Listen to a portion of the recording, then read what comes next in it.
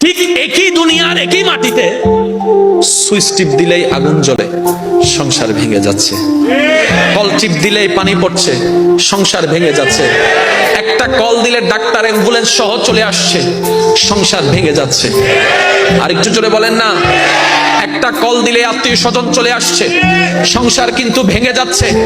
আত্মীয় স্বজনের অভাব নাই, স্ট্যান্ডার্ডিত্বের অভাব নাই, পোশাকের কোনো কমতি নাই, স্ট্যান্ডার্ডিত্বের কোনো অভাব নাই, সংসার কিন্তু ভেঙে যাচ্ছে। আপনার সু দিয়ে চুলা জ্বালাতে হচ্ছে না, সুইচ টিপ দিলেই চুলার আগুন জ্বলে উঠছে, কিন্তু স্বামীর প্রতি স্ত্রীর ভক্তি নাই, স্ত্রীর প্রতি স্বামীর মায়া নাই, একজন আরেকজনের চেহারার দিকে দেখতে পাচ্ছে না। যার কারণে আদালতে যতগুলা মামলা আছে তার মধ্যে দুইটা ধরনের মামলা সবচাইতে বেশি বলে গণ্য করা হয়। একটা হচ্ছে জাগার মামলা, আর একটা হচ্ছে ডিভোর্সের মামলা। একটা হচ্ছে ডিভোর্সের মামলা। এবার জগৎ পেরেশান হয়ে গেল। জমিন তো সেটাই, যে জমিনে দাদা ছিল, নানা ছিল, সংসার করেছিল এত কষ্টের মধ্যে, একজন আরেকজনের বন্ধুর মতো করে। ওই যে ছোটবেলায় শুনে আসা কথা, ও আমার মা, লাল শাড়ি পরে তোকে আমি ঘরে ঢুকালাম তোর স্বামীর ঘরে, সাদা শাড়ি পরার আগ পর্যন্ত স্বামীর ঘর ছাড়া যাবে না। ওই কথা মেনে এখনো সংসার করে গিয়েছে এরকম 40-50টা বছর। দাদা নানার সংসার 50-60 বছর টিকে গিয়েছে, নাতির সংসার 2 বছর টিকছে না, 3 বছর টিকছে না, 4 বছর টিকছে না, 5 বছর টিকছে না।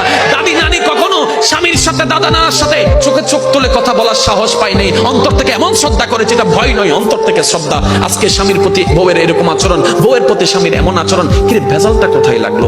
জমিন তো ওইটাই, আকাশ তো সেটাই, দেশ তো সেটাই। সবকিছু গবেষণা করে যদি দেখেন, একটা জায়গায় আপনাকে এসে থেকে যেতে হবে। দাদা নানারা সংসারের মধ্যে আল্লাহর যে রহমতটা পেয়েছিল, আমরা সেই রহমতটা হারিয়ে ফেলেছি।